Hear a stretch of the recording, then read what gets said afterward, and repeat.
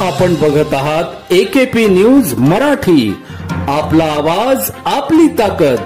Subscribe करा, share करा, like करा। AKP news Marathi.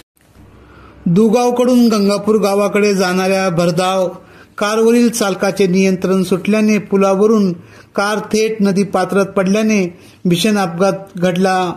महादेवपूर गावाजवळील नदी पात्राच्या पुलावर रात्री 11:30 वाजेच्या सुमारास अपघात झाला।